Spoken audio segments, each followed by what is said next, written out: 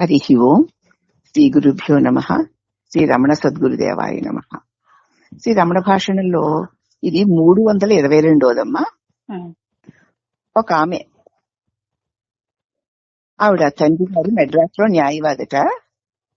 ఆవిడేమో చాలా నాగరికురాలు. ఆవిడ భగవాన్ని ఇలా ప్రశ్నించింది. ఏమనంటే, భగవాన్, మీరు ఉపదేశించినట్లు తలంపులన్నీ విడనాడాలి అంటే నేనేం చెయ్యాలి అని. నేను ఎవరిని అన్న విచారణ మాత్రమేనా, ఇంకేదైనా ఉందా? మీరేమో తలంపులన్నీ వదలాలి అంటున్నారు. అలా వదలడానికి నేనెవరిని అని విచారణ చేయమంటున్నారు. విచారణా మార్గమైనా ఇంకేదైనా ఉందా అని అడిగింది. అంటే మహర్షుల వారు అన్నారు, నిశ్చలంగా ఉండు, నేనెవరినన్నటువంటి విచారణ మాత్రమే చేసి చూస్తూ ఉండు. అప్పుడు ఆవిడంది, అది అసాధ్యం కదా అంది. నిశ్చలంగా ఉండాలి, ఊరికే అలా చూస్తూ ఉండాలి. అర్థమైందా? ఇలాంటప్పుడు స్పందించరు మీరు. అంచేత అది అసాధ్యం కదా, నిశ్చలంగా ఉండడం, ఊరికే చూస్తూ ఉండడం అంతే. అది చాలా కష్టం భగవాన్ అంది ఆవిడ. అప్పుడు మహర్షి అన్నారు, అవును, నేను చెప్తున్నది అదే. అందుకోసమే నేనెవరు అన్న విచారణ చెయ్యాలి. ఇంకో మార్గం ఏదన్నా ఉన్నావు కదా, నిశ్చలంగా ఉండు, అలా చూస్తూ ఉండు. అదే రెండో మార్గం అడిగావు కదా, నేనెవరన్న విచారణ మార్గమేనా ఇంకేదైనా ఉంది అని అడిగావు నువ్వు. నిశ్చలంగా ఉండి చూస్తూ ఉండు. అది చాలా కష్టం అంది. అవును, మరి నేను చెప్తుంది అదే. అందుచేత నువ్వు నేనెవరిని అన్న విచారణ చెయ్యి. ఆ తర్వాత ఆ ప్రశ్నను అడిగితే లోపల నుంచి జవాబు రాదు.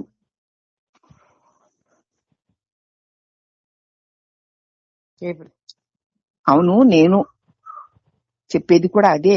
నిశ్చలంగా ఉండు, చూస్తూ ఉండు అంటే అది అసాధ్యం. కాబట్టి నువ్వు నేనెవరినన్న విచారణ చెయ్యాలి. అందుకే నేనెవరినన్న విచారణ చేస్తూ ఉంటే వచ్చే ఆలోచనలు చూస్తూ ఉంటావు. కాబట్టి ఏమీ లేకుండా అలా చూస్తూ ఉండడం నీ వల్ల కాదు గనక వచ్చే ఆలోచనని నేను కాదు, ఇది నా చేత తెలియబడుతోంది, మరి నేనెవరు అనుకుంటూ ఉండు అన్నారు. అంటే ఆవిడంది, మరి నేను ఆ ప్రశ్నను అడుగుతున్నాను కానీ లోపల నుంచి ఏ జవాబు రావడం లేదు నాకు అంది. ఇప్పుడు మహర్షుల వారు అన్నారు, అయితే నీకు ఏ విధంగా సమాధానం రావాలంటావు? అక్కడ నువ్వు లేవు, ఇంకా నీకేం కావాలి? ఏదో ఒక రకమైన సమాధానం రావాలి అనుకుంటున్నావా నువ్వు?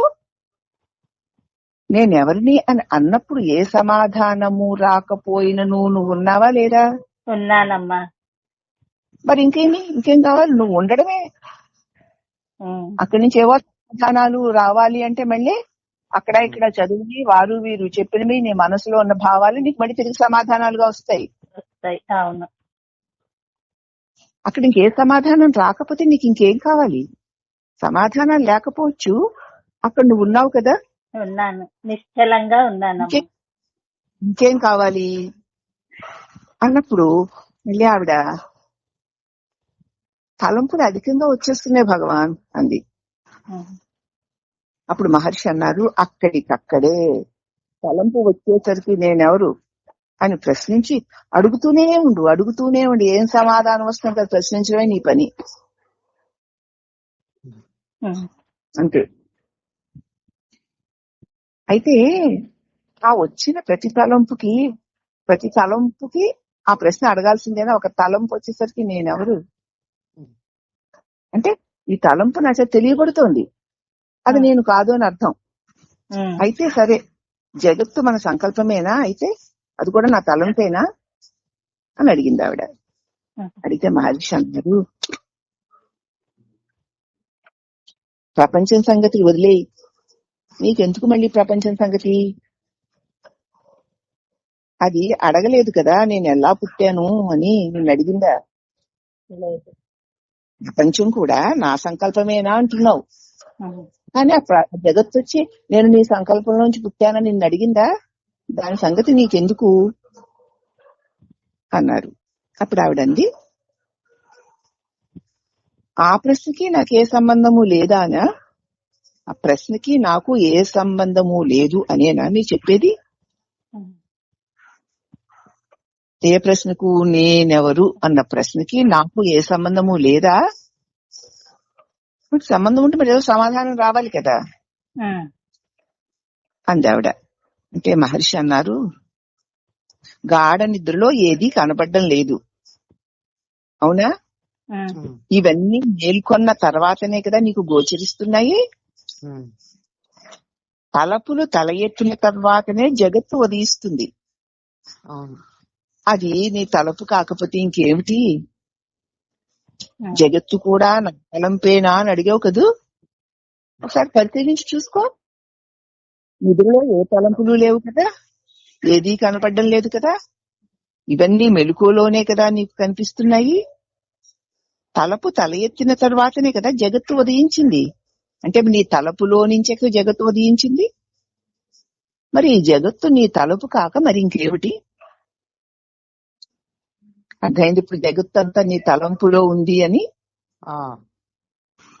నీ తలంపులో జగత్తున్నప్పుడు నిన్ను విడిచి నీ తలంపు లేదు, నీ తలంపుని విడిచి జగత్తు లేదు. మరి ఆ జగత్తు నీకంటే బయట ఎక్కడో ఉంది, అది నన్ను బాధిస్తోంది అంటున్నావు. నీ తలంపులోనే జగత్తుంది. జగత్ అంటే తలంపే అని తెలుసుకుంటే ఇక తలంపుల వలలో ఎందుకు పడతావు? తలంచుకు తలవు అంతే. జగత్తు వలలో పడకూడదు అంటే ఈ జగత్తును నువ్వు తలంచుకోకూడదు అంటే నేనెవరని ప్రశ్నించుకోవాలి. ఎవరికిది? నాకు కదా. జగత్తు ఎవరికి తెలియపడుతుంది, ఎవరిని బాధిస్తోంది? నాకు కదా. నేనెవరు అని నిలు చేసరికి నేను అన్న అహం భావన రూపమైన నేనుతో సహా ఆ తలంపులోని జగత్తు కూడా తొలగిపోతుంది. నీలోనే ఉంది గనక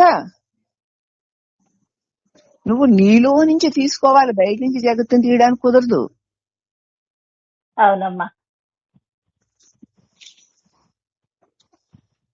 కాబట్టి తలపులు తల ఎత్తిన తర్వాతనే జగత్తు ఉదయిస్తోంది. మరి ఈ జగత్తు తలంపు కాక మరి ఏమిటి అన్నారు భగవాన్. అప్పుడు మరొక ఆయన అన్నారు, మనస్సు నిశ్చలం కావాలి అంటే ఏం చేయమంటారు అని అడిగాడు.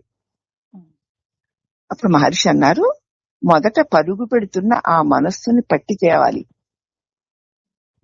నిశ్చలంగా ఉండట్లేదు, చంచలంగా అక్కడికి తిరుగుతోంది అంటున్నావు కదా, దాన్ని ఒకసారి పట్టి తీసుకురా. ఆ తర్వాత దాన్ని అచంచలం చేసే ఉపాయం గురించి ఆలోచిద్దాం. చంచలం అంటున్నావు కదా, మరి నిశ్చలంగా ఉండడం లేదంటున్నావు కదా, ముందు దాన్ని పట్టి తీసుకురా. తర్వాత దాన్ని నిశ్చలంగా ఉంచాలో చంచలంగా ఉంచాలో చూద్దాం. అప్పుడు ఆ పృచ్ఛకుడు, నా కష్టం ఏంటంటే భగవాన్, జపం చేస్తున్నప్పుడు కూడా అదే పనిగా మరి ఆ మనస్సు మారిపోతూనే ఉంది కదా, అదే నా సమస్య. ఏదో ఏకాగ్రంగా నా ఇష్ట దైవాన్ని నామాన్ని నేను జపం చేసుకుంటూ ఉంటాను, నా దారిని నేను చేసుకోనివ్వచ్చు, అదే పనిగా అవి ఇవి ఇవి చెప్పేస్తూ ఉంటుంది మనస్సు, అదే నాకు అడ్డంగా అయిపోయింది అన్నారు. మన సమస్య అదే కదా. అప్పుడు మహర్షి అన్నారు, అసలు మనసుని స్థిరం చేయడానికి కదా నువ్వు జపం చేసేది. జపం చేస్తున్నావు, ఏకచింతన ఎందుకు చేస్తున్నావు? మనసును స్థిరం చేయడానికి కదా. నువ్వు మనసు స్థిరం చేయడానికి జపం చేస్తుంటే మనసు నీ జపాన్ని అస్థిరం చేస్తుంది, అవునా? అవునమ్మా. మన మనసుని స్థిరం చేయడానికే జపం. అయితే నన్ను మరి ఏ జపం చేస్తే మంచిదంటారు మనసును స్థిరం చేయడానికి?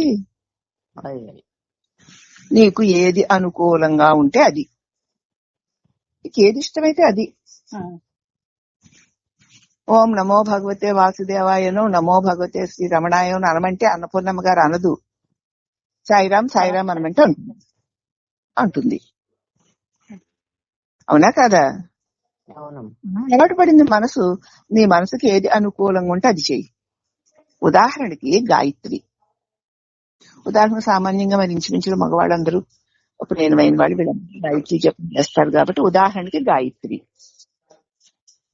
అప్పుడు ఆ పుచ్చకం ఆ గాయత్రి జపం చేయాలి.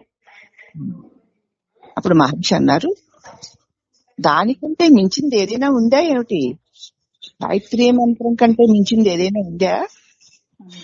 అది చెయ్యలేని వాళ్ళు ఇతరాల కోసం వెతుకుతారు. గాయత్రి మంత్రం చెయ్యలేని వాళ్ళు ఇతర మంత్రాల కోసం వెతుకుతారు తప్ప గాయత్రి మంత్రానికంటే గొప్ప మంత్రం ఏముంది? గాయత్రి మంత్రంలో సత్యము సంపూర్ణ కళలతో వెలుగుతోంది. గాయత్రి మంత్రంలో సత్యం సంపూర్ణంగా ప్రకాశిస్తోంది. జపము ధ్యానానికి దారి తీస్తుంది. అలాగా ఏకాగ్ర చిత్తంతో ఎన్ని తలంపులు వస్తున్నా సరే కదా, నీ జపాన్ని మానకుండా నువ్వు చేస్తూ పోతే అది ధ్యానానికి దారి తీస్తుంది. ధ్యానమే ఆత్మానుభవానికి ప్రధాన ఉపాయము. మాటికి ధ్యానం చేస్తూ మంత్ర జపం ఏకాగ్ర చిత్తంతో అనేక తలంపులు వచ్చినా సరే వదిలిపెట్టకుండా చేస్తూ పోతే ఆ మంత్ర జపమే ధ్యానం అవుతుంది. ఆత్మ అనుభవం కలగాలంటే ప్రధాన ఉపాయం ధ్యానమే అన్నారు భగవాన్. అయితే భగవాన్ ఆ జపము దినానికి ఒక అరగంట జపం చేస్తే సరిపోతుందా అన్నాడు. దాన్ని నిరంతరం చెయ్యాలండి. వీలు కాకుంటే వీలైనంత ఎక్కువ కాలం ఆ ధ్యానానికి జపానికి మీరు కాలాన్ని వినియోగించుకోవాలి. అసలు నిరంతరం చెయ్యాలి. అలాగే మీ జీవన వ్యవహారానికి వీలు కాకపోతే వీలైనంత ఎక్కువ కాలం జపానికి ధ్యానానికి మీరు ఉపయోగపెట్టుకోవాలి. మనం వీలైనంత ఎక్కువ కాలం లోక విషయాలకి ఖర్చు పెడతాము కదా, తక్కువ కాలం జపం చేసి నీకు ధ్యానంలో ఆత్మానుభవం కలగాలంటావు. ఎలా కలుగుతుంది? వీలైనంత వరకు తగ్గించుకుంటూ రా. ధ్యానానికి జపానికి కాలాన్ని పెంచుకుంటూ పో అన్నారు భగవాన్.